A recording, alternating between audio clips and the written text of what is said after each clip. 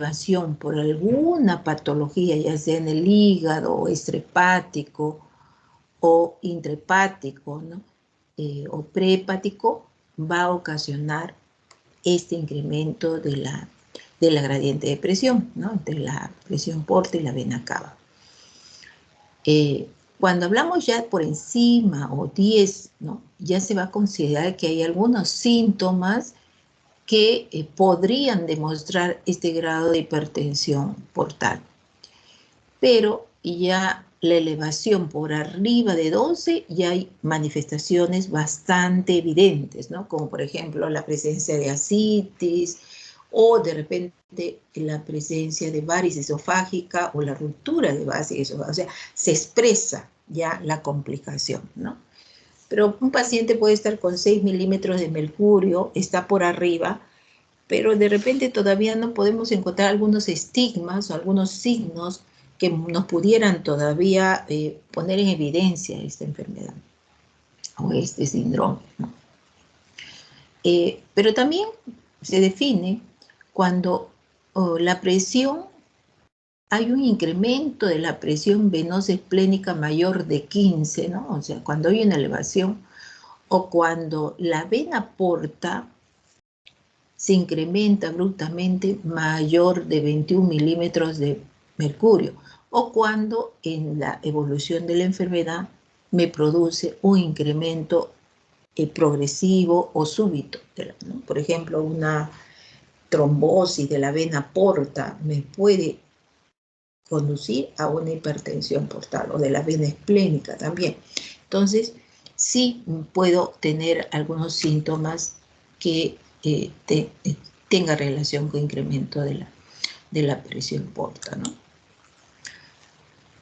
Y entonces, cuando hablamos de la hipertensión portal, no podemos excluir una enfermedad que ya ustedes ya la han visto de repente en el ensayo, que es la cirrosis hepática. O sea, la cirrosis hepática es la causal de 80% de los pacientes que tienen este síndrome de hipertensión portal. Y entonces, ¿cuál es la causa más frecuente? Es la cirrosis hepática. Y lógicamente el alcoholismo, la hepatitis A, virus B, APVS, etcétera, van a ser la causa principal. O sea, si yo veo un paciente con antecedentes de cirrosis hepática, probablemente él ya tiene hipertensión portal y tiene todas las características que este síndrome representa, ¿no? Entonces, por eso es que cuando hablamos de hipertensión portal, siempre casi estamos indirectamente hablando de la evolución que puede tener un paciente con cirrosis hepática, ¿no? De una hepatopatía crónica, ¿no? Bueno, entonces tenemos que hablar de las causas que ocasionan, que son similares, son muy similares a los que podía estar relacionado a un paciente con cirrosis hepática, ¿no?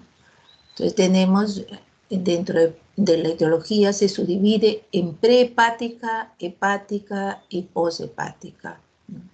Algunas probablemente van a tener algunas características que van a diferir de otra, ¿no? Pero casi muchos tienen las mismas sintomatología. Pero la mayoría, como les digo, su etiología es intrahepática, por lo tanto, es muy fácil determinar a qué causa se debe y por qué llegó a la hipertensión portal. Tenemos dentro de la etiología prehepática, ahí tenemos, ¿no?, todo lo que se produce antes de, ¿no?, durante este proceso de trayecto sanguíneo en la vena porta, trombosis de la vena porta, que puede estar relacionado inclusive a un paciente con cirrosis hepática y muchas veces una complicación, además adicional de todo el proceso, se produce una trombosis de la vena porta, ¿no? O un síndrome de hipercoagulabilidad. Por ejemplo, un paciente que tiene cáncer puede también hacer este síndrome y formarse un coágulo en la vena porta. Entonces, esta es una de las causales que me va a generar hipertensión portal. Una trombosis de la vena esplénica, ¿no? O el síndrome de Banti, ¿no? Que cruza también con hiperesplenismo. Entonces, estas patologías son las causales de hipertensión portal prehepática. Las intrahepáticas se dividen en presinusoidal, sinusoidal o postsinusoidal, y ahí tenemos una variedad de enfermedades, ¿no? Las más frecuentes tenemos la cirrosis hepática, alcoholismo, hepatitis a virus B, esquistosomiasis, enfermedades de la colangitis esclerosante, la cirrosis biliar primaria, la autoinmune, es decir, una serie de patologías, ¿no?, que ya la han visto en cirrosis y que es la causante de una hipertensión portal intrahepática. Y tenemos la etiología poshepática, ahí centremos de causal el síndrome de Budd-Chiari, ¿no? La trombosis de las suprahepáticas, la membrana en la presencia de membrana en la vena cava inferior, vemos ahí, ¿no? O también tenemos relacionados a la presencia de causas cardíacas, ¿no? Y entre las causas cardíacas tenemos la miocardiopatía, la presencia de pericarditis constrictivas o miocardiopatías constrictivas, ¿no? Pero también tenemos insuficiencia cardíaca derecha, por ejemplo, el paciente con una doble lesión mitral y además con insuficiencia tricuspide. Como vemos, estas manifestaciones cardíacas sí podrían diferir, ¿no?, con respecto a alguna sintomatología, porque si bien es cierto, vamos a ver una hepatomegalia con estigmas hepáticos, pero vamos también a tener manifestaciones cardiovasculares como disnea, reflujo hepatoyugular, la presencia de congestión cardíaca, ¿no?, como consecuencia de esta miocardiopatía, ya sea constrictiva o la pericarditis constrictiva, ¿no? Entonces, o la presencia de los soplos evidentes, ¿no?, de la doble lesión mitral tricuspide. Entonces, sí va a haber alguna sintomatología que de alguna manera va a diferir, que además tiene hepática, reflujo hepatoyugular, etcétera, pero también va a tener manifestaciones desde el punto de vista a nivel de alteración a nivel hepático, ¿no?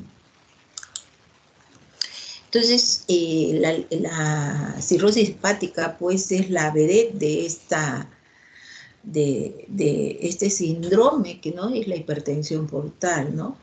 Y como vemos, son patologías que hay una distorsión irreversible de la arquitectura hepática, ¿no?, generando fibrosis y finalmente una regeneración nodular. Como habíamos dicho anteriormente, es aproximadamente entre el 80 a 90% de las causas de hipertensión portal. En cuanto a las... ¿Cómo así? Bueno, hay una presencia, o cómo así comienza el proceso degenerativo a nivel hepático, como por ejemplo en caso de la cirrosis hepática, porque usualmente la fisiopatología de la hipertensión portal está más en función, lógicamente, al cuadro que más nos representa, ¿no?, que es la cirrosis hepática.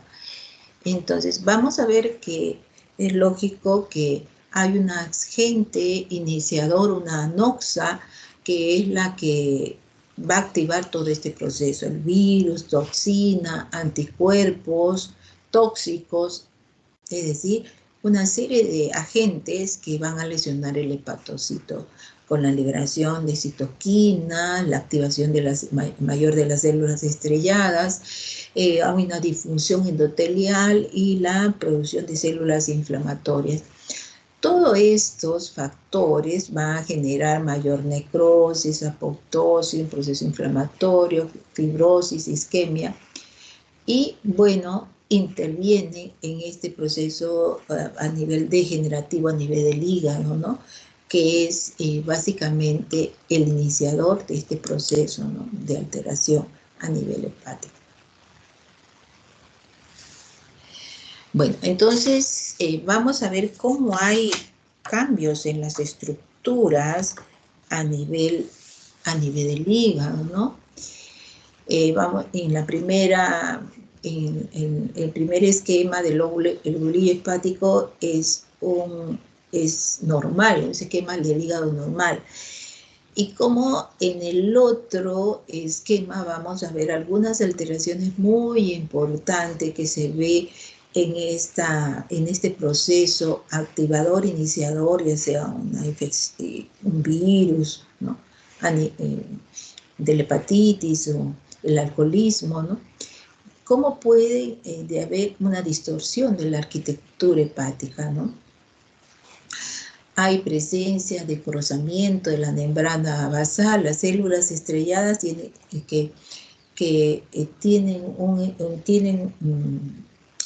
un factor muy importante, ¿no? En este proceso de alteraciones de la estructura, tiene que ver mucho en este proceso degenerativo. Interviene en la activación de citoquinas o la actividad fibrogénica que de alguna manera activa o la actividad contráctil de ella, generando mayor depósito de colágeno y por lo tanto una alteración de la arquitectura, ¿no? a nivel vascular, a nivel del hígado, ¿no? Entonces, bueno, vemos como este en sí es un factor muy importante, como las células de Kupffer, ¿no? Que se activan en este proceso de Noxa.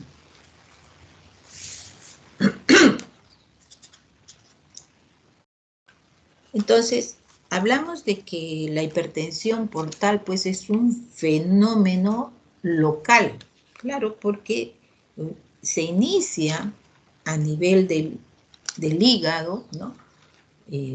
Este proceso inflamatorio, ¿no? Tóxico, etcétera, que activa alteraciones a nivel de hígado, pero finalmente va a tener consecuencias sistémicas, ¿no? O sea, como sabemos, el cuerpo humano, o sea, tenemos sistemas, ¿no? Pero los sistemas se interactúan y si yo tengo de repente una alteración a nivel neurológica, me va a repercutir en todos los órganos y sistemas, ¿no? Entonces, igualmente, pues el hígado no es un órgano muy importante, pero y se correlacionan con otros órganos y sistemas. Entonces, finalmente, va a repercutir en otros órganos.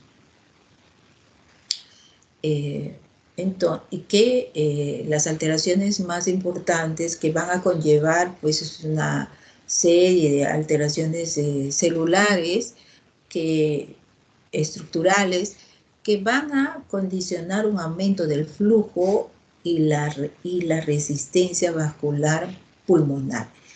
Estos eventos iniciales, activadores, ¿no? Son los que van a repercutir finalmente en todos los órganos y sistemas, ¿no?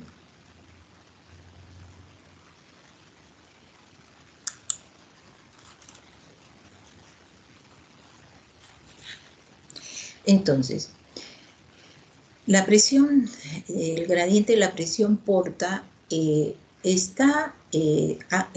importante dos factores que intervienen en este proceso, ¿no? El gradiente de la presión portal. ¿Qué factores intervienen en este proceso que conducen a la aparición de la hipertensión portal? es la resistencia vascular a nivel hepático y otro factor importante es el aumento del flujo sanguíneo, que puede ser como consecuencia del aumento de la resistencia intrahepática. Y finalmente va a llevar un aumento del flujo sanguíneo a nivel periférico, esplénico o sistémico. Sin embargo, uno de los dos primeros se inicia. Puede ser también el aumento del flujo, en el caso, por ejemplo, de pacientes con relacionados, por ejemplo, a problemas cardiovasculares, ¿no? Pero finalmente también va a traer como consecuencia del aumento de la resistencia, ¿no? O viceversa, iniciarse con el aumento de la resistencia y finalmente el aumento del flujo. Bueno, pero los dos están interrelacionados, ¿no? Finalmente se interrelacionan, ¿no? En caso de las causales más frecuentes, que es la cirrosis hepática, lo primero que se inicia es el aumento de la resistencia. Y finalmente va a generar el aumento del flujo.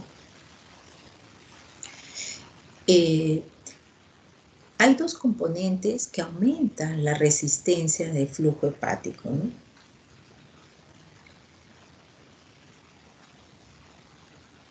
Y dentro de este aumento de la resistencia vamos a tener un factor, un componente anatómico, llamado también un factor mecánico, ligado a la distorsión de la arquitectura vascular. O sea, es algo evidente, evolutivo, frente a alguna lesión del hígado en forma constante y progresiva. Entonces, esta distorsión va generado por la fibrosis, el nódulo de regeneración, va a ocasionar fenómenos de microtrombosis o oclusión vascular, ¿no? Entonces, es dado ante todo por alteraciones desde el punto de vista de anatómicos, ¿no? Que se van a progresar, ¿no? Por esta lesión constante a nivel del hígado. Entonces, hay mucha acumulación de matriz extracelular que habíamos mencionado, como colágeno tipo 1, tipo 3, tipo 4, y va a haber formación de muchos tabiques fibrosos, ¿no? Entonces, todo este componente está generado, lógicamente, por el activador, ¿no? Este virus, la toxina, y son estímulos, ¿no? Finalmente, para la fibrogénesis y aumento de colágeno producidos por los miofibroblastos, que son activados o que son producidos por las células estrelladas, como le mencioné anteriormente. Intervienen mucho en estos procesos. Además, están activados por las citoquinas fibrogénicas y factor de crecimiento para la transformación de miofibroblastos, ¿no? Que de alguna manera también es estimulado por las células de Kupffer, ¿no? Que son exclusivas a nivel del hígado. Entonces, todo este proceso de distorsión de la arquitectura vascular finalmente es el componente principal para el aumento de la resistencia, uno de los factores que intervienen en el componente anatómico de la resistencia, ¿no? Otro de los factores que van a tener como importante en el aumento de la resistencia es un componente funcional llamado componente también dinámico, que va a depender de una contracción activa. Ahí también las células intruyadas intervienen dentro de la alteración del aumento de los miofibroblastos. En la parte del componente funcional es la contracción activa de estas células estrelladas perisinusales que son activados lógicamente por la noxa y desarrollan pues adquieren una propiedad contráctil muy importante que contribuyen a la resistencia intrahepática, ¿no? Entonces, ya vemos que este proceso, si bien es cierto, hay un incremento de los miofibroblastos, pero la misma contractibilidad es la que va a componer este factor del incremento de la resistencia. Por otra parte, también tenemos las células endoteliales de las paredes sinusales que participan activamente en el tono vascular, liberando sustancias vasoactivas, ¿no? Y da lugar a incremento de sustancias vasoactivas, pero vasoconstrictoras sobre las sustancias vasoactivas vasodilatadoras, ¿no? Entonces, inducidas también por estas células estrelladas, ¿no? Entre ellas tenemos la disminución del óxido nítrico, pero con incremento de sustancias vasoconstrictoras como el trombosano A2, endotelinas, ¿no? O la presencia del sistema renina-angiotensina, ¿no? Entonces, este es el componente funcional que puede ser modificable, ¿no? Puede ser modificable en casos de pacientes con hipertensión portal. Tendemos a hacer un tratamiento por justamente este conocimiento, ¿no? De este componente de vasoconstricción, dándole muchas veces fármacos que de alguna manera pudieran generar una vasodilatación, como por ejemplo los beta bloqueadores no selectivos. Se le da por eso dentro del esquema de tratamiento de hipertensión portal la presencia de beta bloqueadores no selectivos, como por ejemplo el propanolol, ¿no? Que de alguna manera va a cumplir una función para desbloquear este factor de vasoconstricción. Entonces, el componente funcional sí es modificable, ¿no? En cambio, el componente anatómico no se modifica porque lógicamente hay cambios muy importantes de la estructura. Lo que habíamos dicho, los elementos vasodilatadores van a disminuir y la presencia de los agentes vasoconstrictores, ¿no? Los elementos vasoconstrictores son los que van a predominar, dentro de ellos endotelina, angiotensina 2, vasopresina, sustancia P, todos elementos vasoconstrictores, sobre los elementos vasodilatadores, ¿no?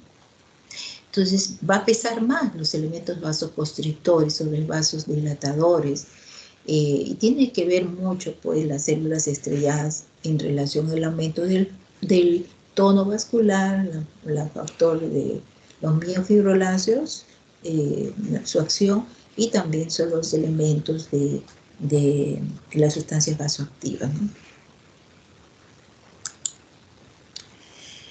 Bueno, entonces el aumento de la presión portal determina finalmente la apertura y desarrollo de una extensa red de colaterales, como vemos ahí.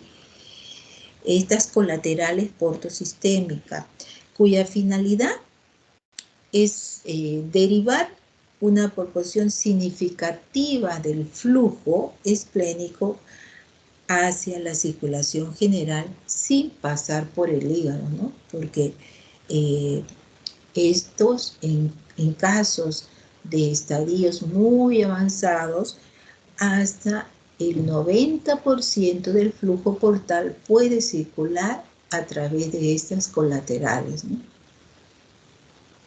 Pero además, su desarrollo añade un factor de resistencia dinámico, ¿no? Entonces, por otra parte, también tenemos ahí el chum portosistémico, que va a ocasionar que las bacterias o productos bacterianos que proceden a nivel intestinal, ¿no?, alcancen la circulación general, y lo que favorece también la liberación de citocinas. Como ve, hay una interrupción y por lo tanto estas van a favorecer llegar a la circulación general de estos productos bacterianos, ¿no? Y que favorece liberación de citocinas, ¿no? Y por lo tanto promueve la síntesis de óxido nítrico como prostaclina 2, ¿no?, en la circulación extrahepática, provocando la presencia de una vasodilatación y a nivel periférico, y atenúa los efectos vasoconstrictores. Entonces, interviene mucho este chum portosistémico en el caso ya que estamos hablando, cuando ya hay una presión portal, aumento, ¿no?, exagerado, ¿no?, y hay apertura en las colaterales, ya este chum portosistémico va a permitir que estas bacterias, ¿no?, ingresen a la circulación general con activación de elementos muy importantes vasodilatados. Otros, por este chum portosistémico también van a circular péptidos gastrointestinales, como por ejemplo la presencia del glucagón, ¿no? Que escapa del catabolismo hepático, ¿no? El glucagón en sí no es que debería, pero escapa de este catabolismo, y ejerciendo el glucagón un efecto vasodilatador a nivel sistémico. Entonces ya estamos hablando de una vasodilatación a nivel sistémica, ¿no?, generada por la presencia de la calcitonina, la sustancia P, y finalmente van a repercutir esta vasodilatación sistémica a nivel pulmonar y también de la circulación renal, ¿no? Entonces ya vemos otro mecanismo de una vasodilatación a nivel sistémica, ¿no?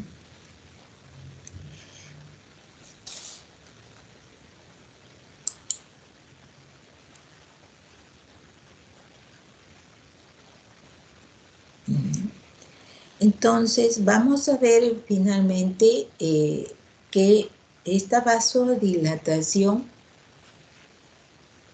de la esplénica es responsable de una circulación hiperdinámica,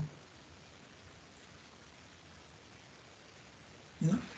Entonces ya estamos hablando de un fenómeno de vasodilatación esplénico, que va a generar un síndrome que es la circulación hiperdinámica, que va a ocasionar una disminución de la presión arterial, disminución de la resistencia vascular periférica, con incremento del gasto cardíaco, ¿no?, y elevación del aflujo de sangre a nivel del territorio portal, ¿no? Entonces, todas estas manifestaciones, ¿no?, se denominan circulación hiperdinámica, ¿no?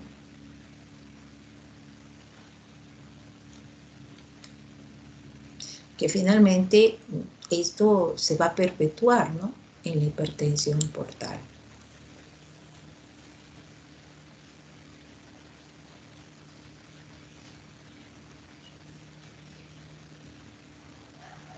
Entonces, este es el segundo factor que ya le estaba explicando, que finalmente es el aumento de este flujo por esta vasodilatación esplénica y sistémica, que finalmente va a ocasionar una circulación hiperdinámica, ¿no? Entonces vamos a ver en caso de la cirrosis hepática, se han comprobado que hay activación de fenómenos angiogénicos dependientes del crecimiento, dependiente del factor de crecimiento vascular derivados de las endotelinas, ¿no? Que se van a incrementar conforme progresa la enfermedad de la cirrosis, ¿no?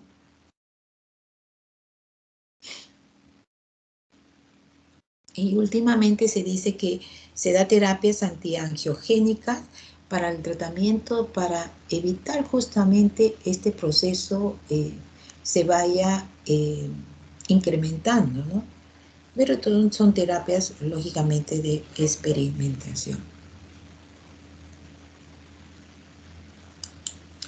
Entonces, primero, como habíamos dicho, hay un fenómeno de resistencia y finalmente vamos a incremento de flujo por esta circulación hiperdinámica que ya lo mencioné, ¿no?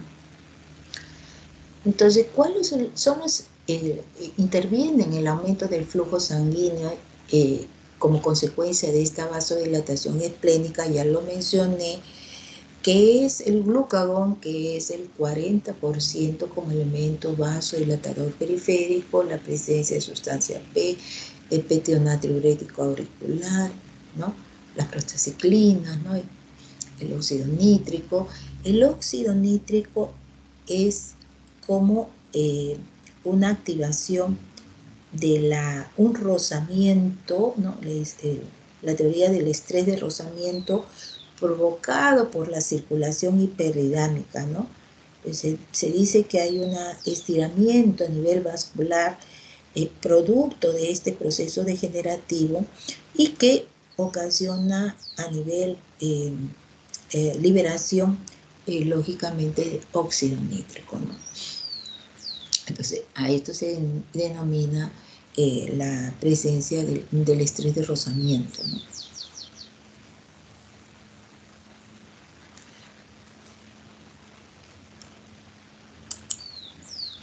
Entonces, ya lo habíamos mencionado que este estado circulatorio hiperdinámico va a ocasionar, pues, manifestaciones que sí podrían ser relacionados con la clínica, ¿no?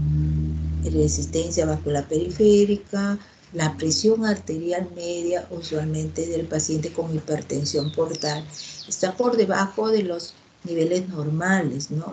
Nunca casi vamos a ver un paciente con hipertensión portal con hipertensión arterial, ¿no?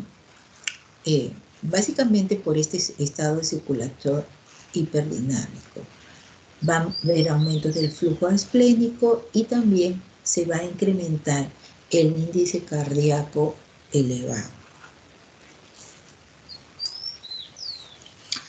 Entonces, ¿cómo vamos a ver este incremento del volumen plasmático, ¿no? Dado por esta circulación hiperdinámica, va a haber una vasodilatación sistémica, por lo tanto, va a haber una hipovolemia relativa con respecto, porque vamos a ver una presión arterial baja, ¿no? Como consecuencia. Entonces, se va a iniciar, hay relativamente una disminución de volumen efectivo, ¿no? Pero es relativo, realmente es básicamente por esta vasodilatación. Y activa mecanismos de compensación, ¿no? Como son el sistema de la vasopresina, de la eje renina, angiotensina, aldosterona y el sistema nervioso simpático, ¿no? Y que va a interactuar a nivel renal reteniendo agua y sodio, y finalmente van a aumentar el estado de volemia, pero con esto tienden a evitar que va a lograr que normalice la hemostasia circulatoria al inicio, ¿no? Entonces, al inicio, este paciente no va a presentar edemas o no va a presentar de repente ascitis, ¿no? Pero conforme este sistema activador de regulación persiste, ya de alguna manera, sí, ya van a poder ser con el tiempo algunas complicaciones generadas por este factor activador de los mecanismos de compensación, ¿no?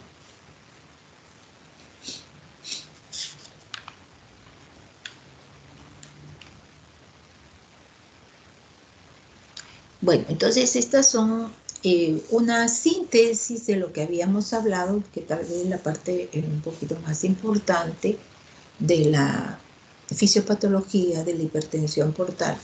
Tenemos ahí cambios estructurales, ¿no? Mecánicas o alteraciones dinámicas o funcionales que intervienen en la resistencia portal. Por otra parte, el flujo dado por la vasodilatación esplénica, y esto va a condicionar una disminución de volumen efectivo, ¿no? Como vemos ahí, la resistencia portal y el flujo portal son los elementos o factores que intervienen en la hipertensión portal, ¿no? Y bueno, cuando llegamos a la vasodilatación esplénica, ¿no?, va a haber una disminución de volumen efectivo y activación del sistema vasoactivo. Finalmente va a retener agua sodio, y ahí con esto hay una expansión de volumen y no va a aparecer, como les digo, las manifestaciones iniciales de la ascitis, ¿no? Porque es un sistema compensador. Ya si rebasa este sistema y se sigue activando, ya no puede haber complicaciones.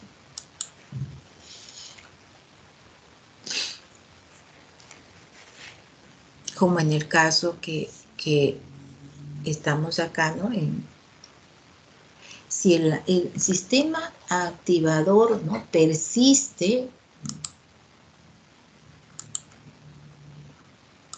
¿no?, entonces vamos a ver que hay una retención que se pereniza, ¿no? Y ya va a comenzar la presencia de formación de ascitis. Y otra, que este sistema persistente activador, tenemos ahí la liberación de la renina, angiotensina, aldosterona, que va a condicionar una vasoconstricción renal, y ahí puede ocasionar, conforme que ya no se pueden de alguna manera controlar, y va a venir el síndrome hepatorrenal por vasoconstricción de las arteriolas a nivel corticales, ¿no? Entonces, si bien es cierto, al inicio puede normalizar la actividad y por lo tanto, hemodinámicamente controlar, pero si este proceso va a continuar, ¿no?, activándose, finalmente sí va a traer algunas complicaciones, ¿no?, como vemos acá, ¿no?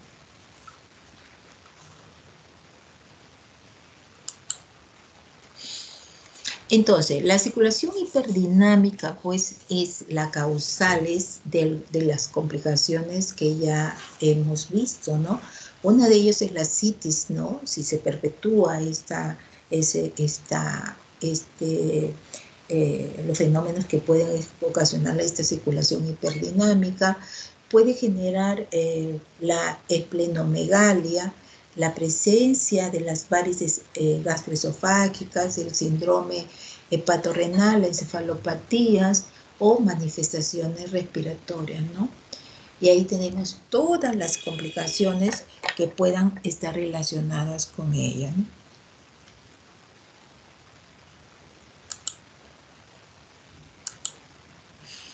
Bueno, una de las complicaciones y una de las manifestaciones que vamos a ver, pues la presencia de las rutas colaterales portosistémicas que se van a desarrollar, ¿no?, como efecto de esta de esta hipertensión portal, ¿no?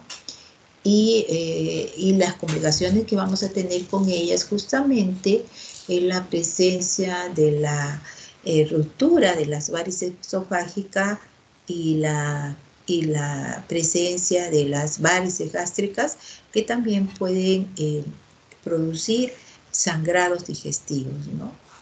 Que son las complicadas. Pero no solo hay la presencia de estas colaterales, sino hemorroidales, retroperitoneales, de pleno renal, como vemos dentro de este esquema, ¿no? Cómo circulan estas colaterales, que descomprimen finalmente también, un aspecto muy importante. Las manifestaciones clínicas del paciente con hipertensión portal son las similares que se pueden ver igualmente en los pacientes que tenemos cirrosis hepática. Por lo tanto, vamos a buscar los estigmas hepáticos, ¿no? Como son ictericia, eritema palmar, angiomas en araña, aumento de las glándulas de las parótidas, lacrimales, acropaquia, pérdida de la masa muscular, edemas, ¿no? Bueno, ginecomastia, disminución del vello axilar y pubiano, ¿no? Atrofia testicular, porque hay incremento de estrógeno periférico y hay reducción al aclaramiento de los precursores de androstenona. Entonces, esto en los varones va a producir atrofia testicular, como la presencia de ginecomastia y disminución del vello pubiano, ¿no? Por el aumento de este estrógeno a nivel periférico. Como consecuencia de la circulación hiperdinámica, vamos a ver disminución de la presión arterial, como también taquicardia, piel caliente y pulso saltón.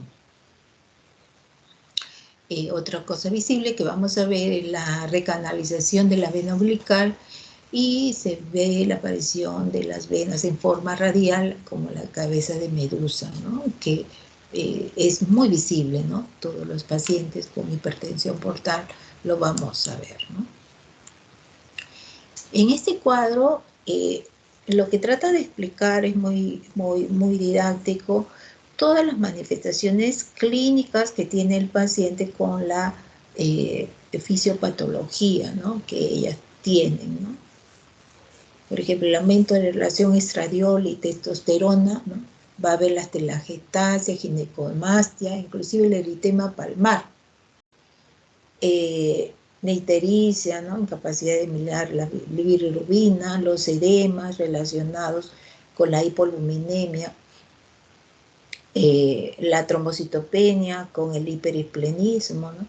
El hígado congestivo.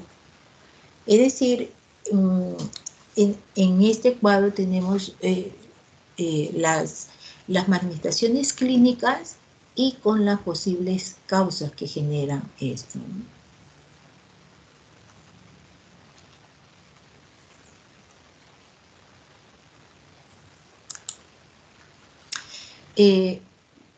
Vamos a tener arañas vasculares, ¿no? Vamos en búsqueda en paciente, vemos ahí como la presencia de circulación colateral, la presencia de ascitis en este paciente, presencia de quimosis, ¿no?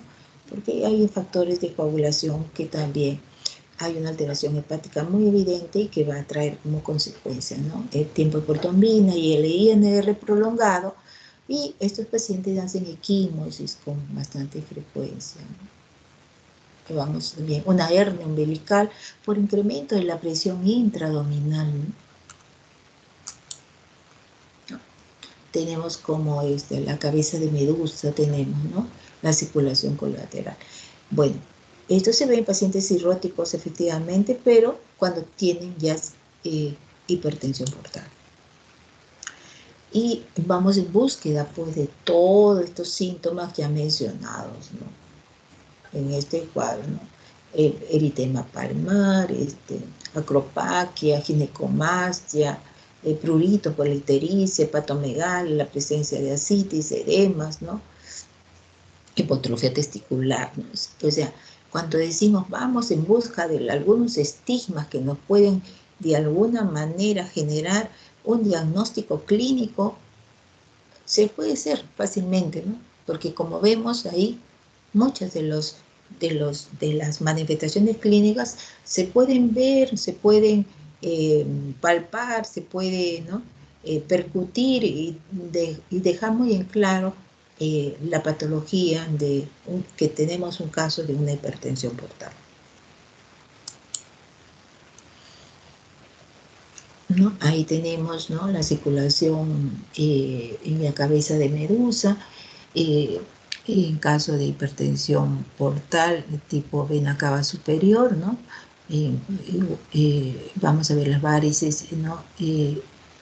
Esta circulación que es en forma perpendicular al ombligo y también de vena cava superior e inferior en la cabeza de medusa, ¿no?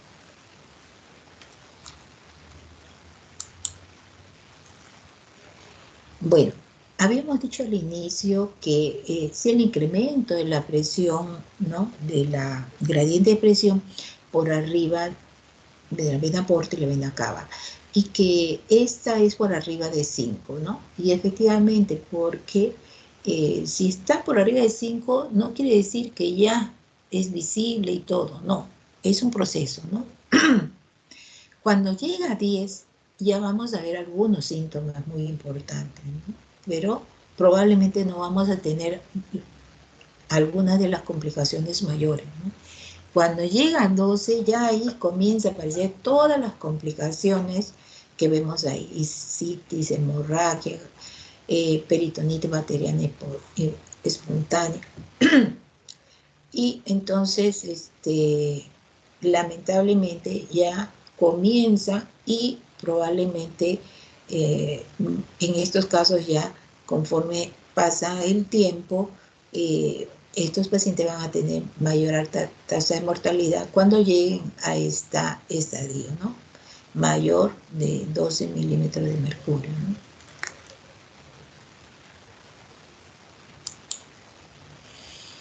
Entonces,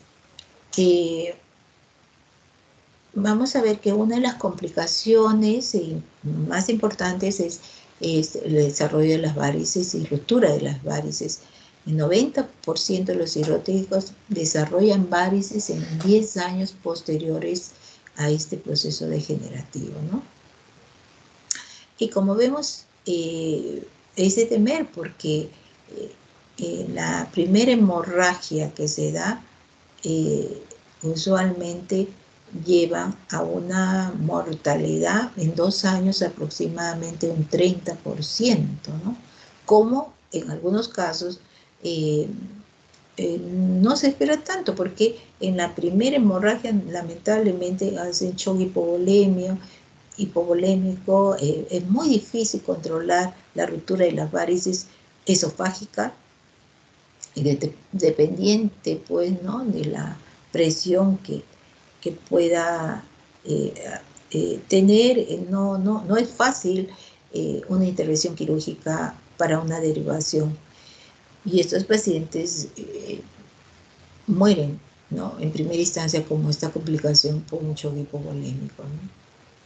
En el segundo sangrado, la mortalidad todavía sube, ¿no? Entonces, ya estamos frente a una complicación bastante mayor y de alguna manera que genera una alta mortalidad.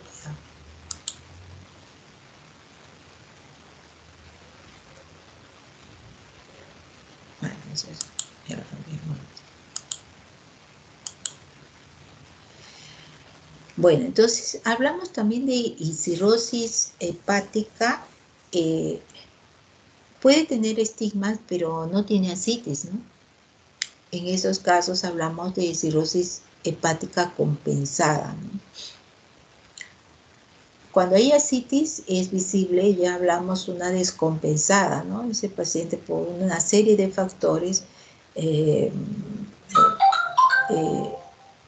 inclusive alimentarios, ¿no? Este paciente ya comienza a hacer ascitis, ¿no? Y otra, ya cuando ya esta hipertensión tenemos, genera manifestaciones de severidad. Y ahí tenemos Hay presencia de citis y otras complicaciones como insuficiencia hepatorenal, o el paciente ya hace otras complicaciones como una peritonitis bacteriana espontánea. Casi siempre en este estadio de severa ya vienen 3 o 4 complicaciones, ¿no? Pues casi siempre la citis es un activador, ¿no? Y de ahí viene la otra y otra, no se controla y comienza a hacer las otras. Y estamos en un estadio avanzado de la enfermedad. Bueno, y la hipertensión portal está generando complicaciones, pero no solo del aspecto, pues ahí ya vemos, ¿no? Estructurales, evidentes, que se ven manifiestos, sino también hay alteraciones del estado de inmunidad, inmunoglobulinas, si ustedes saben que se forman a nivel hepático, como disminución del metabolismo de algunas sustancias tóxicas o, por ejemplo, el amonio, monacales, que también de alguna manera el hígado no lo puede realizar, como trastorno de detoxicación, ¿no? Entonces, bueno, el hígado es un elemento muy importante, formadora de hormonas, formadoras de albúmina, proteína, factores de coagulación, es decir, pues el hígado es un órgano fundamental, ¿no?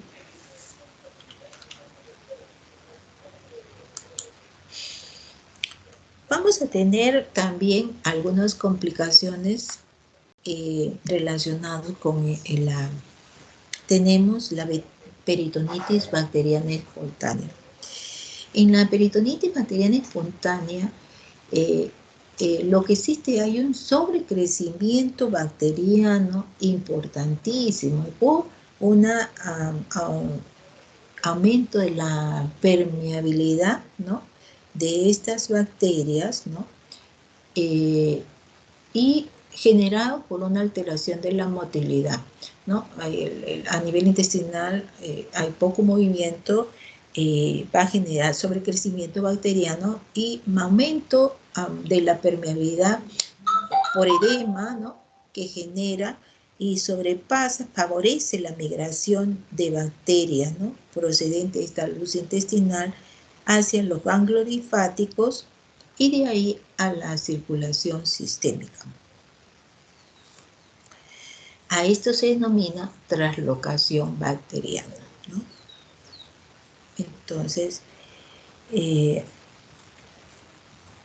además hay una alteración del sistema inmune, como yo les dije, ¿no? O sea, estos pacientes no controlan bien las infecciones, no controlan hay disminución de inmunoglobulina, ¿no? O sea, que de alguna manera interviene el proceso del estado inmune, ¿no?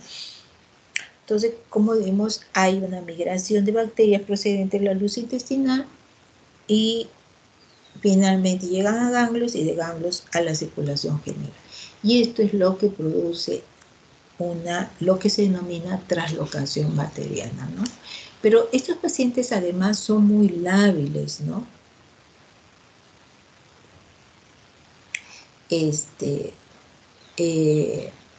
A otras infecciones, ¿no? Infecciones respiratorias, ¿no?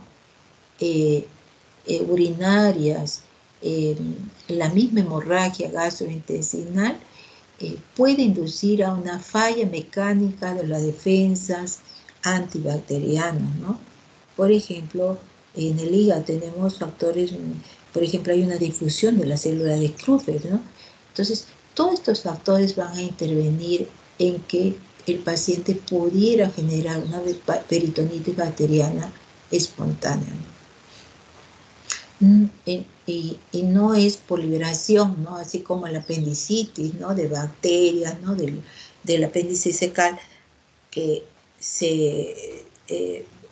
se abre, ¿no?, hay una lesión ulcerativa y que finalmente por ahí migran las bacterias. No, en este caso no es así, ¿no? Va por la circulación sistémica y se localiza a nivel del peritoneo. Entonces el paciente va a tener mucha fiebre, dolor abdominal, náuseas, vómitos, ¿no? puede generar un hilio paralítico, puede tener diarrea, ¿no? ¿Cómo saber estos pacientes que están presentando no simplemente una citis, sino una peritonitis bacteriana espontánea? Porque no responden al tratamiento convencional, porque estos pacientes sí responden, ¿no? Al darle diuréticos, al darle plasma o darle albúmina, pueden disminuir esta ascitis, pero en estos casos no, porque es un proceso inflamatorio. Entonces no se reduce la ascitis y el paciente se deteriora su estado general, ¿no?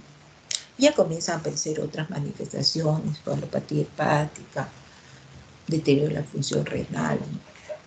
Bueno.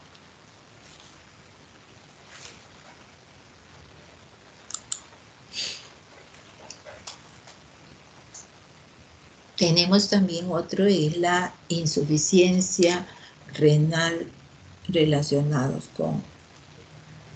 Lo que vamos a ver en la insuficiencia renal es, está relacionado usualmente con un caso de pacientes que inicialmente presentan una ascitis refractaria, que no mejoran con el esquema de tratamiento, o como una peritonitis bacteriana espontánea, ¿no? Y comienzan una complicación más, ¿no? Que es la insuficiencia renal, ¿no? Este está dada por una vasoconstricción de las arterias corticales renales, ¿no?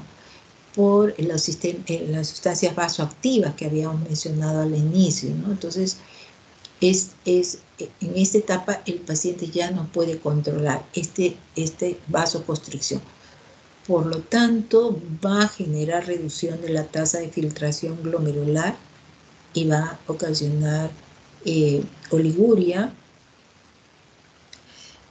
No hay una alteración estructural en los riñones, sí hay una vasoconstricción, que esto de alguna manera va a generar pues una azoemia, ¿no? Pero no mejoran también con expansores. Está esa vasoconstricción muy difícil de solucionar. Entonces el paciente va a comenzar a hacer una azoemia, insuficiencia renal. Pero, ojo, en esta etapa el paciente ya tiene otras manifestaciones, ¿no? Peritonitis bacteriana espontánea, ya puede estar con cesis, hemorragia gastrointestinal. Es una etapa evolutiva, ¿no? Casi las finales, que lamentablemente porque es muy difícil de solucionar, ¿no? El paciente entra en insuficiencia renal y estamos en una etapa avanzada de la enfermedad, porque genera una alta tasa de mortalidad.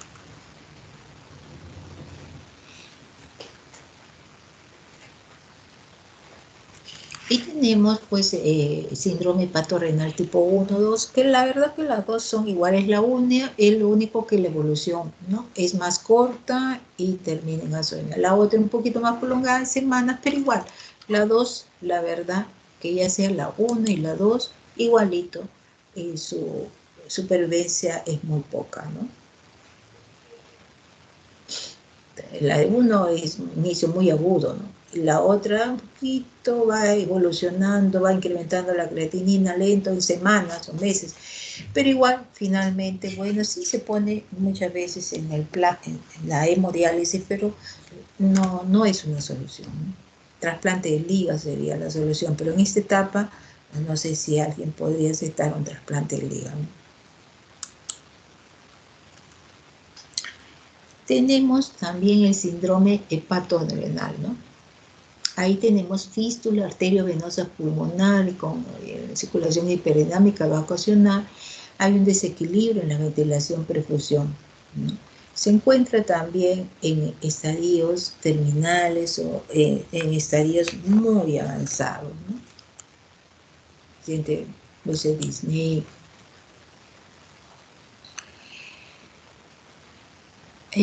Tenemos otra complicación en la encefalopatía hepática, ¿no? Está generada usualmente por la presencia del un portosistémico. El hígado bueno, aclara, ¿no?, la mayoría de toxinas, ¿no? Pero en este caso vamos a ver, hay una serie de sustancias tóxicas, ¿no?, a nivel intestinal, ¿no?, que se forman, ¿no? Estas toxinas, principalmente el amonio, van eh, a entrar a la circulación general, ¿no? O sea, no van a bypassear, pues lógicamente, por este grado de hipertensión portal a nivel del hígado, ¿no? Entonces, que es un desintoxicador. Entonces, ante todo, sustancias amonaquiales va a ocasionar un edema cerebral o cierto grado de encefalopatía, ¿no? Entonces, las manifestaciones están relacionadas básicamente por la presencia de incremento de amonio, ¿no? Y las manifestaciones clínicas que pudieran tener estos pacientes van a ser de hallazgos clínicos en la etapa subclínica normal, ¿no?, hasta cambios muy evidentes y ya en una etapa bastante avanzada de estupor y coma, ¿no?, que es el estadio 4. ¿no? Estadio 1 muchas veces no se dan cuenta, porque el paciente cambia de humor, ¿no? Dice, bueno, porque es mayor, ¿no? Está en depresión, un poco irritable, o cambios cambios de humor, ¿no? Pero el paciente está lúcido, ¿no? Pero sí se puede encontrar ligero tremor, ¿no?, o incoordinación y apraxia. Eso sí se puede, al examen físico, ser más claros, porque se le hace que dibuje una estrella o una casita que hacemos cuando éramos niños, ¿no? Estos lo hacen, pero no son perfectos, ¿no? Y ese tremor se hace muy evidente, ¿no?, por los movimientos, entonces no son líneas rectas, ¿no? Son muy dubitativas, son muy... Entonces sí es importante que si uno quiere evaluar el estadio clínico, sí se le puede que realice algunas actividades, ¿no?, para ver. En el estadio 2 va a haber asterixis, ¿no?, estos movimientos involuntarios que a la flexión a nivel de la muñeca, ¿no?, hacia arriba, y los dedos tirarlos hacia la parte de atrás, ¿no?, con movimiento ligero con una mano. Del examinador, el paciente al soltarlo, va a hacer ligeros movimientos de la mano, ¿no?, pero con un tremor muy fino, ¿no? Entonces, eso se llama flapping o asterixis, que lo va a mantener hasta el estadio 2. Posteriormente desaparece. Estadio 3 y 4 ya va a haber ya alteraciones a nivel más superior, como son confusión, desorientación en el estadio 3, y el estadio 4, estupor y coma.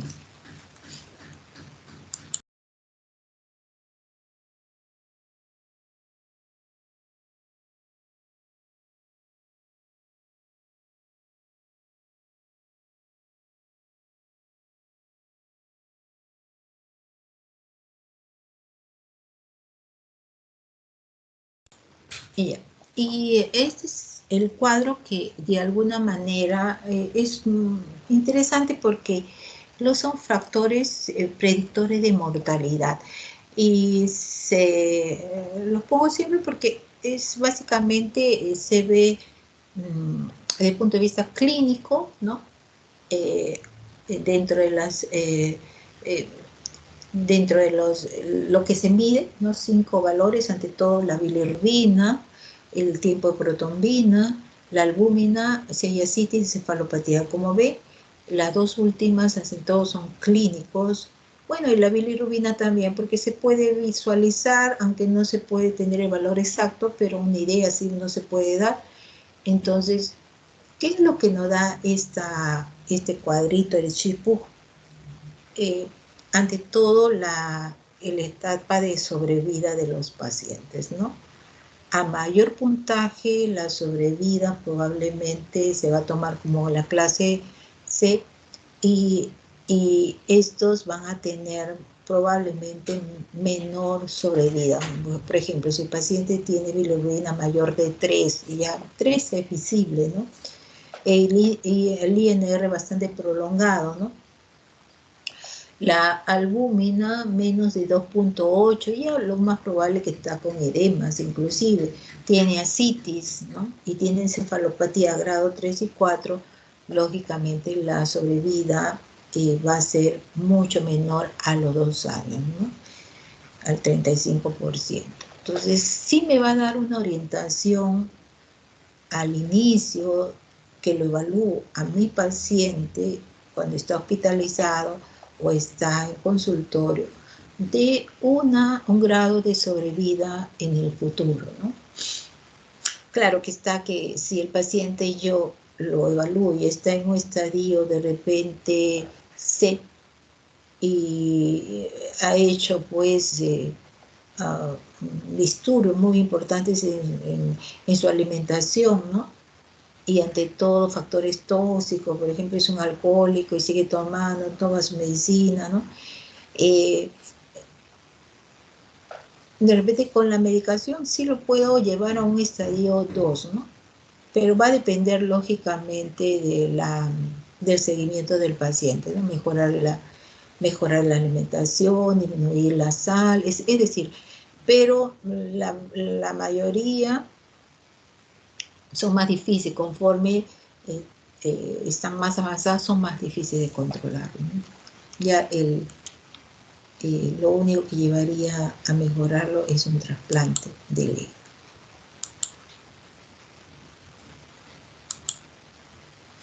Bueno, tenemos la otra parte que es ascitis. Normalmente me ponen como si fuera una el doctor, pero realmente son 2 clases de la ascitis y cirrosis hepática. Bueno, vamos a continuarla, pues es un poco larga la clase. Ascitis es mucho más corta. Bueno, es la presencia de líquido en la cavidad peritoneal y punto, ¿no? ¿Cuáles son las causas más frecuentes de, otra vez vamos a ver, qué es la cirrosis, ¿no? La cirrosis, cuando tenemos un paciente hospitalizado y lo vemos desde arriba, desde lejos, y lo vemos ya histérico y con un tremendo aumento del volumen del abdomen, ya decimos es un paciente cirrótico. Efectivamente, la cirrosis sigue siendo en el mundo la primera causa de ascitis, pero ojo, hay otros que no tienen estigma, si está bien, ¿no? Con aumento del volumen o distendido, ¿no? Ahí tenemos las neoplasias, sea de estómago, sea de colon, con metástasis al peritoneo. Sí, o los linfomas gástricos con invasión, lógicamente, al peritoneo. Y otra de las causas de nuestro medio son las tuberculosis. Yo creo que en esas 3 son la mayoría de patologías que me ha tocado de tantos años que llevo de actividad profesional, son las 3 causas más frecuentes, ¿no? Cirrosis, neoplasias, nuestro medio, TBC, ¿no? Y las otras, la verdad que sí las pienso, pero cuando me ha fallado, se me ha caído los diagnósticos. Y cirrosis es bien difícil que se me caiga porque los estigmas es muy evidente. En las neoplasias sí a veces no lo hay. Y en las tuberculosas, pues también hay que hacer esta biopsia, ¿no? Pero,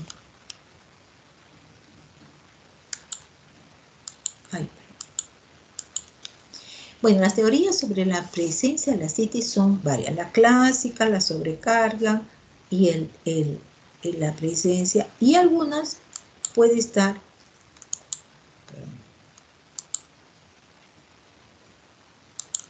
y algunas pueden estar sobre una, o pueden estar 2 mecatismos, ¿no?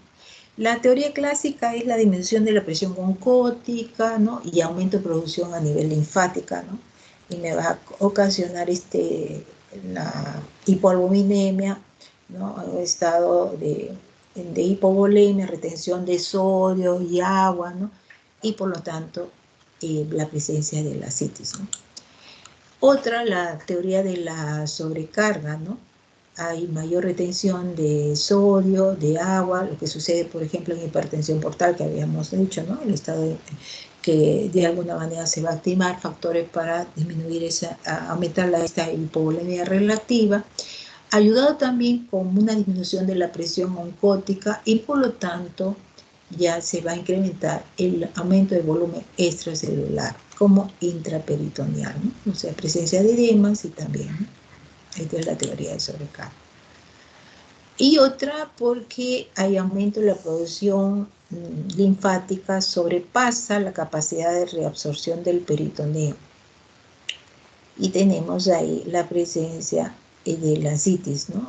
Por ejemplo, en pacientes que tienen enfermedades inflamatorias o en los pacientes con neoplasia, ¿no? Sucede este proceso.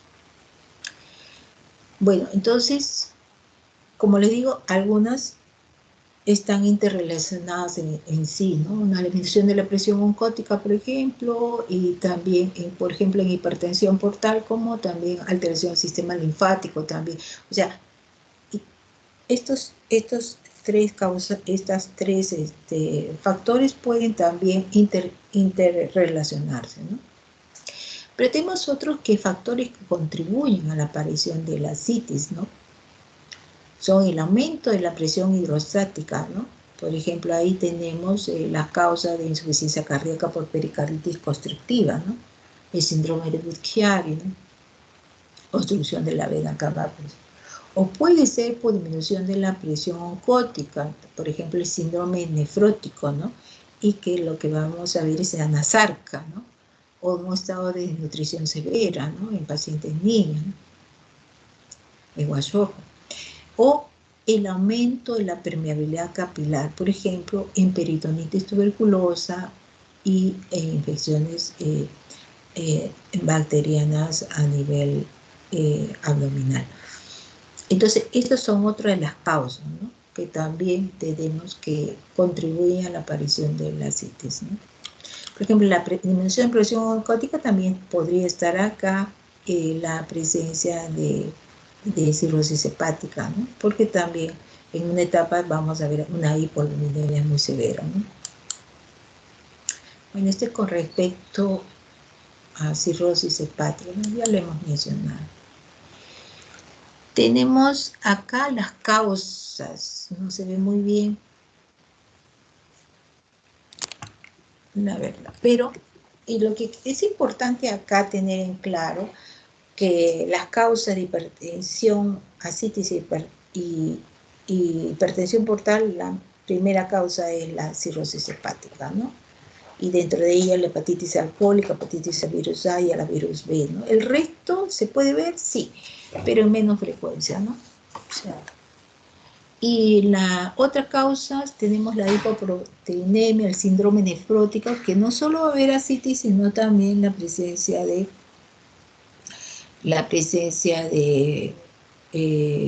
derrame pleural, ¿no?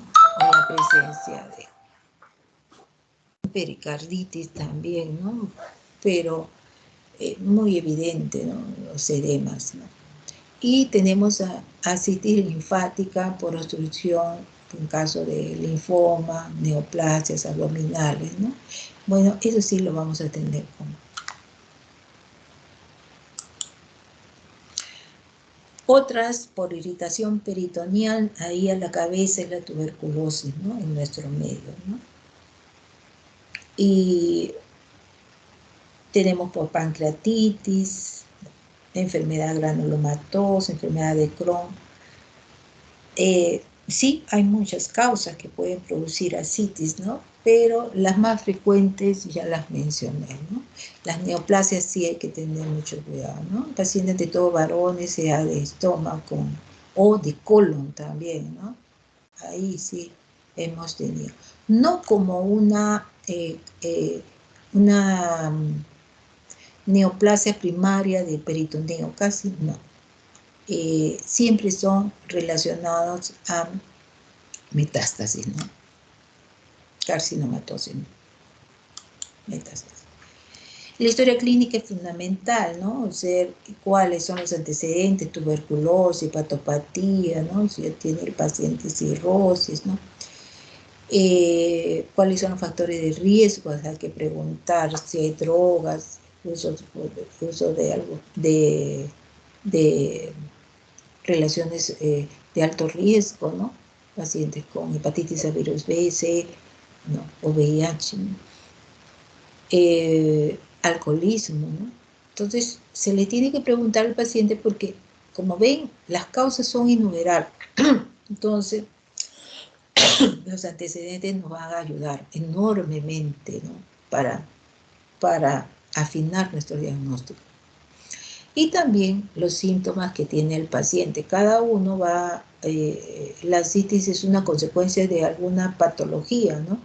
Y cómo así se inició, fiebre, ¿no? En caso de tuberculosis, aunque en la carcinomatosis también puede haber fiebre, ganglios, entonces es más en un linfoma, ¿no?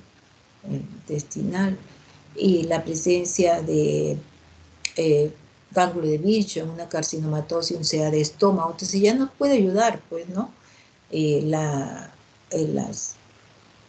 Los síntomas o los signos que encontramos para una posibilidad de diagnóstico, ¿no? Circulación colateral, estigmas hepáticos, entonces ya yo me puede ayudar lógicamente para mi diagnóstico. Los síntomas pueden ser muchas veces inespecíficos, ¿no? Entonces, por lo tanto, no nos ayudan mucho, pero algunos sí, ¿no? Y son algunos signos, anorexia, por ejemplo, ¿no?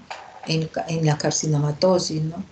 La disnea, pero la disnea puede ser por incremento de la presión intraabdominal y tanto genera esta ascitis y elevación de los semidiafragmas que me puede generar disnea, ¿no?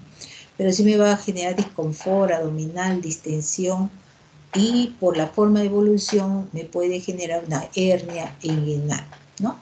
Estos son los síntomas ante todo de lo que es una ascitis, ¿no?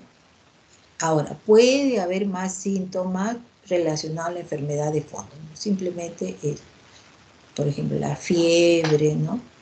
Diarrea, por ejemplo, en ascitis relacionados con una TBC enteroperitoneal, ¿no? Puede ser algunos síntomas. Estreñimiento, de repente un sea de colon, baja de peso, iniciales antes de la aparición de la ascitis, ¿no? En la exploración física, bueno, vamos a ver la distensión, la matidez en los flancos, ¿no? El signo de oleada, matidez desplazable, las hernias. Estigmas hepáticos vamos a buscar para descartar la posibilidad de una hepatopatía crónica, una hipertensión portal. Si hay signos de insuficiencia cardíaca, ¿no? Entre todo derecha, ¿no? Y esto para dilucidar cuál es la causa de la presencia de ascitis. Si hay otra patología, un derrame pleural, ¿no? En las policerositis, por ejemplo, en el lupus, ¿no? Aunque es muy difícil, ya no se tomó en cuenta como una, dentro de los criterios, la presencia de ascitis. Derrame sí, ¿no? Pero o signo de malignidad, ¿no? El ganglio de Virchow, nódulo. Entonces, toda esta exploración clínica sí me puede valorar para llegar a mi diagnóstico, ¿no? La presión. Bueno, por acción del incremento de la presión intraabdominal, lógicamente puede aparecer las hernias, ¿no? Las hernias umbilicales, las hernias inguinales, ¿no? Y que se puede profundizar y poder producir complicaciones como la estrangulación, una perforación. La historia clínica es fundamental, ¿no? Y tengo que buscar los antecedentes, ¿no? Y los síntomas que me van a asociar. Gran distensión abdominal y la presencia de una hernia umbilical, ¿no?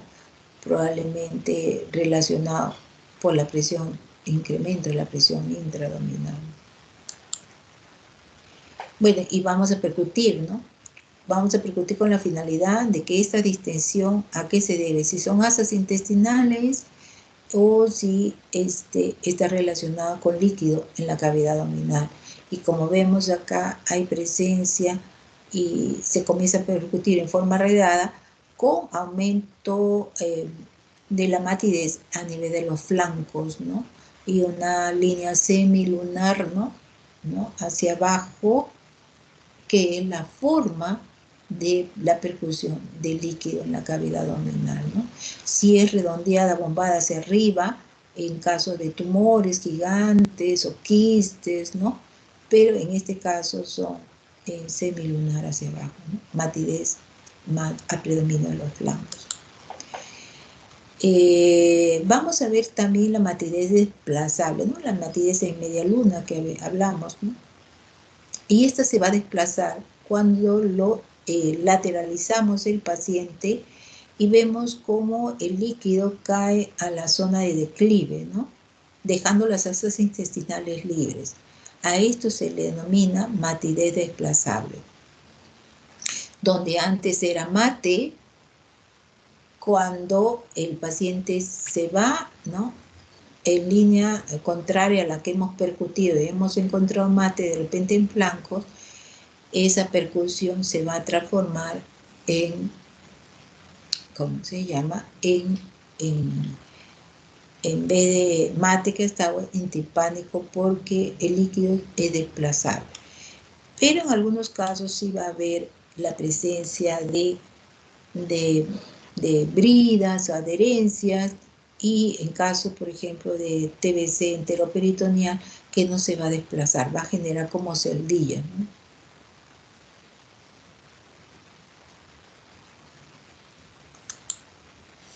¿no? La matidez desplazable, ya la que le hemos mencionado, ¿no?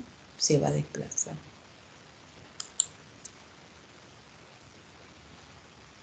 También vamos a ver el signo de desnivel, ¿no? Y usualmente la zona en que hemos percutido era mate, se va a transformar en timpánico, ¿no? Y el signo de la oleada también podemos realizarlo, ¿no? Ahí necesitamos una ayuda, ¿no?, de un segundo examinador, pero también podemos hacerlo solo, en la cual vamos a poner la mano un poquito más horizontal, tratando que el dedo pulgar nos llegue a la línea media y presionamos en la línea media con el dedo pulgar fuerte y percutimos con la mano contralateral, ¿no? Y generamos una onda y que la palma de los dedos de la mano contralateral que hemos percutido lo vamos a sentir, ¿no? Entonces es el movimiento del líquido libre.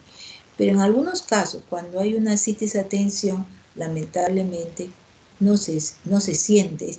Es un líquido está tan lleno el abdomen que no se va a sentir esa ola, ¿no? Ascitis a tensión.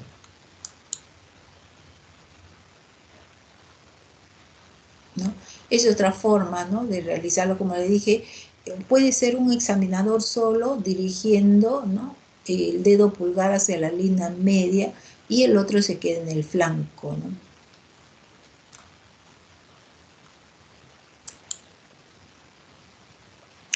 También podemos ver que en algunos casos está la ascitis tabicada, como les dije, ¿no? Entonces va a haber la sonoridad alterna, ¿no? Algunas zonas en la cual va a ser más timpánico, en la otra mate, ¿no? Y nos genera bastante duda, ¿no? Mejor ahí necesitamos una ayuda ecográfica, ¿no?, para evitar confusión, ¿no? Es el signo de la oleada, la matidez desplazable, ya lo mencioné. Y bueno, hay que hacer algunos análisis de laboratorio que nos va a definir las características del líquido ascítico, ¿no? La verdad que nosotros podemos decir, hay ascitis, hay distensión abdominal, pero ahí que se queda nuestro diagnóstico. Si hay estigmas hepáticos, lógico ya pensar que está relacionado con hipertensión portal. Ya no hay ni siquiera que hacer una paracentesis, pero el problema está cuando no tenemos diagnóstico, ¿no? No hay nada que nos ayude ya, por ejemplo, en la TBC enteroperitoneal tenemos que hacer, lógicamente, la paracentesis y algunos estudios adicionales a ella, ¿no? Y si tenemos de repente posibilidad de una neoplasia, ya hacer también un estudio, ¿no? Más. Entonces pedimos todas las pruebas hepáticas correspondientes para algunos procesos tumorales, alfa-fetoproteína, antígeno carcinoma embrionario, y dependiente, lógicamente, si pensamos que una cirrosis, algunos marcadores de hepatitis, ¿no? Y tumorales también, ¿no? En caso de lupus, el ANA, y ahí comienza nuestro proceso de diagnóstico, ¿no? Y la paracentesis de diagnóstico es importante, ¿no? En cuanto a la paracentesis, lo que buscamos es la cantidad de proteínas en el líquido peritoneal. Buscamos el gradiente de albúmina en el suero y el líquido ascítico para, de alguna manera, determinar algunas patologías o por lo menos ya separarlas, ¿no? De alguna, ¿no? Entonces, este gradiente es la albúmina sérica menos la albúmina del líquido ascítico. Por lo tanto, tenemos que hacer la paracentesis, ¿no? Es de gran ayuda diagnóstica en estos casos para poderlo catalogar dentro de algunas patologías. Por ejemplo, si este gradiente es mayor de 1.1, casi siempre está relacionada a hipertensión portal o cirrosis relacionada a insuficiencia, cirrosis o insuficiencia cardíaca congestiva, ¿no? Hipertensión portal relacionada a cirrosis. Y si es menos de 1.1, ya los procesos inflamatorios y las neoplasias, ¿no? Inflamatorios, la TBC, por ejemplo, ¿no? Y las neoplasias y las pancreatitis. Y las características del líquido también un poquito nos ayuda, como también la celularidad, ¿no? También es otro factor, y las proteínas totales también del líquido. Tenemos ahí el aspecto, ¿no? Transparente, amarillo, amarillento, ¿no? Con proteínas usualmente del líquido ascítico menos de 2.5, ¿no?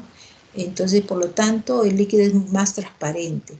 Cuando hay más proteínas, ya vamos a ver que usualmente es más turbio, ¿no? Y eso, en el aspecto macroscópico, sí nos llama la atención, ¿no? Básicamente, con las características del aspecto macroscópico. En las malignas usualmente son más sanguinolentos, cuando a veces nosotros decimos, aparece una TBC, pero nos sale sanguinolento, ya decimos, no, esto parece, ¿no? Las cardíacas son ámbar, claras y transparentes, ¿no? Congestivas. En la cirrosis también es un poco transparente, ¿no? Tiene proteínas, pero no tan altas, ¿no? Trasuda un poquito de proteína. La otra forma es buscar si es un trasudado o es sudado. Y ahí valoramos la deshidrogenasa láctica, del líquido ascítico sobre el sérico, las deshidrogenasas lácticas totales y las proteínas del líquido ascítico y las proteínas séricas, ¿no? Sobre las proteínas séricas, ¿no? Estos tres lo valoramos y hacemos una clasificación. Si la deshidrogenasa láctica del líquido ascítico sobre el sérico es menos de 0,6 o menos de 400 por sí sola, la deshidrogenasa láctica, las proteínas del líquido ascítico y sérica es menos de 0,5, llamamos un trasudado, ¿no? Y esta lo vemos en insuficiencia cardíaca, cirrosis, obstrucción de la vena cava superior, síndrome de Buchiari, en hipoluminemia, síndrome nefrótico, por ejemplo. Pero si estas, ¿no? Deshidrogenasa láctica es mayor de 400 y el deshidrogenasa cítico sobre el deshidrogenasa láctica del sérico es mayor de 0.6, o las proteínas de la citis sobre proteínas séricas es mayor de 0.5, llamamos, si están dentro de estas características, llamamos el exudado, y ahí están las neoplasias, tuberculosis, las infecciones, ¿no? Entonces sí nos ayuda también, ¿no? Porque a veces hay una confusión para nosotros. Y bueno, es algunas otras pruebas que se van a pedir, los leucocitos, ¿no? Y finalmente la biopsia, ¿no? En algunos casos, ¿no? Bueno, esta es más chiquita la clase. Como ven, pues, sí, lo más importante en ambas es hacer un examen clínico completo, ¿no? Importante, porque de alguna manera del examen físico y de los antecedentes, la enfermedad actual, sí es más fácil llegar a una posibilidad de diagnóstico, ¿no? Que lo que nos corresponde hacer en la parte semiológica. Muy bien, ¿preguntas?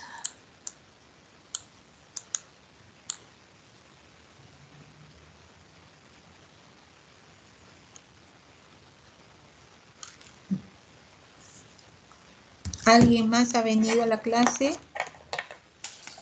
¿Que ha llegado tarde?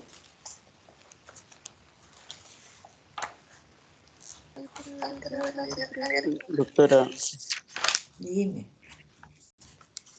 ¿Quién? Lozano, doctora. Lozano ha llegado tarde. Ya, ¿quién más? ¿Quién más? Doctora Cajumo. No te escucho bien. Doctora, buenos días. Cajumo. ¿Cajú? Cajumo, doctora. A ver, un ratito.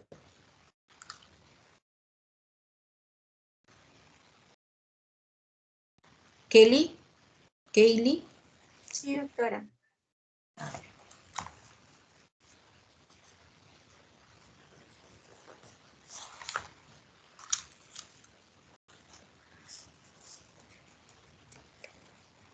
Muy bien. Nadie más, ¿no? Voy a bajar de todas maneras mi lista. Y ya está. Ya estoy descargando mi asistente. Muy bien, chicos. Ya será hasta el próximo ciclo. Creo que ya estamos terminando esta rotación. Ya, nos vemos en la próxima rotación. Cuídense mucho. Nos vemos. Muchas gracias, Gracias, doctora. Hasta doctora. luego. Hasta luego.